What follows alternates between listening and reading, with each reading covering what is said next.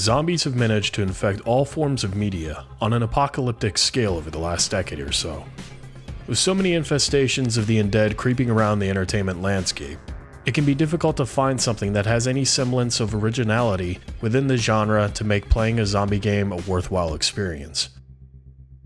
Techland, the guys who started the franchise that brought you the amazing trailers of the Dead Island games, have ventured away from their original IP to bring us something that's oddly similar to their first game.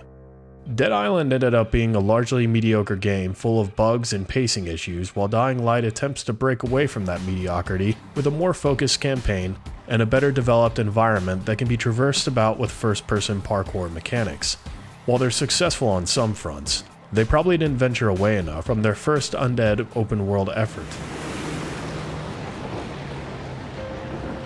Did you see that? Yeah, 2 drops. They landed elsewhere, unfortunately, but you're not that far away.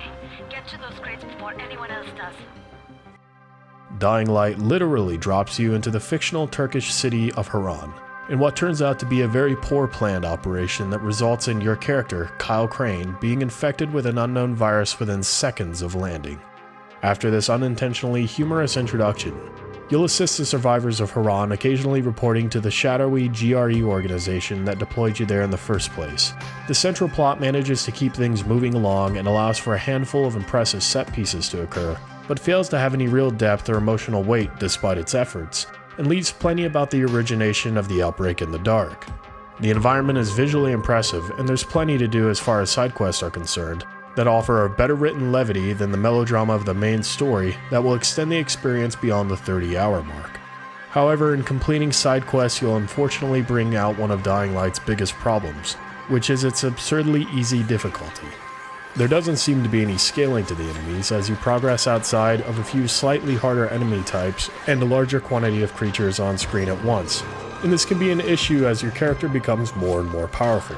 Even the hardest monsters, that are supposed to resemble miniature boss encounters with dodging and timing being a key mechanic, become trivial, as you're able to dispatch them within a couple swings of your weapon, punishing you for going out of your way to see all the game's content. The beginning felt satisfying enough, as I was genuinely worried about falling from a rooftop and landing in a herd of zombies, but eventually they pose absolutely no threat and could be slaughtered by the hundreds within seconds, trivializing the entire second half of the game. As with the Borderlands series, this game is intended to be played with up to 3 friends, and it's much more enjoyable to do so than run about freely by yourself. Even if you're a solitary gamer with no friends to speak of, Dying Light will routinely prompt you to play with other players in the same area you're in. The big feature of Dying Light is its parkour gameplay, and this works surprisingly well. Every now and then, Crane won't grab onto a ledge he should, but generally it works and adds an immense amount of fun to an otherwise bland experience. Running across the 2 major environments of Dying Light is a game within itself, creating additional competition between the players as you're routinely prompted to race against each other. The pop-up competitions end up being pretty funny within the context of the game, as you imagine yourselves to be the biggest assholes on the planet, as you compete with each other on who can kill the most zombies or save helpless survivors faster, while the rest of the NPCs are just trying to get by, as they bleakly look out their sheltered windows to the 4 douchebags trying to loot the most cash in a 2-minute period of time, while high-fiving each other as they kick their dead lost loved ones to pieces.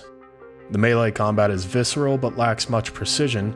It still manages to be satisfying for the first few thousand zombies you hack to pieces, while the guns tend to be sparsely used and largely ineffective late game, as they don't offer the same scaling as the melee and require inventory-consuming ammo. Beyond that, the game tends to revolve around scouring every nook and cranny for items and cash that is unfortunately fruitless late game, as you'll have more items and money than you'll ever need.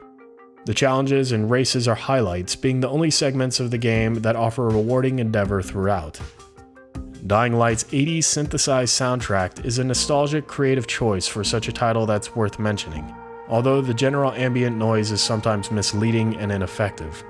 When nightfall occurs in Haran, the game comes into its own as you're suddenly plunged into a threatening environment where you'll be relentlessly pursued by volatile zombies that'll rip you apart until you become powerful enough to easily dispatch them.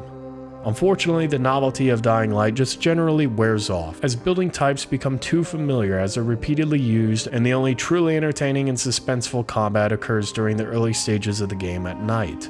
The enemies are also limited in variety, falling within the standard zombie cutout variants of shamblers, runners, big slow tough thug zombies, exploding fat zombies, screamers, zombies that alert other ones to your presence, poison spitters, and normal humans.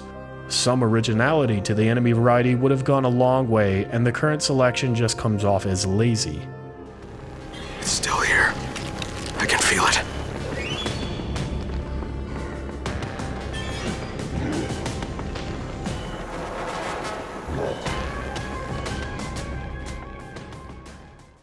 There's also the additional Be the Zombie mode that allows you to invade other players' games as the volatile variant in a 1v4 game type that has you protecting zombie nests and hunting players down that give you experience to unlock additional abilities. The parkour and grappling continue to shine and make this a genuinely enthralling experience for an add-on that can add a few hours of enjoyment to the game. Thanks to Dying Light's well-implemented traveling system and its beautifully designed city, it manages to stand above mediocrity. Just barely.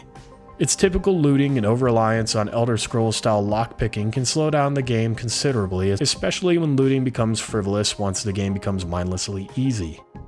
Had Techland offered a greater amount of challenge and variety with a better pace and enhanced atmosphere, this might have been something truly special. However, if you're looking for something new to play and you have a few friends to raise arms against the undead with you, Dying Light will certainly offer an entertaining ride.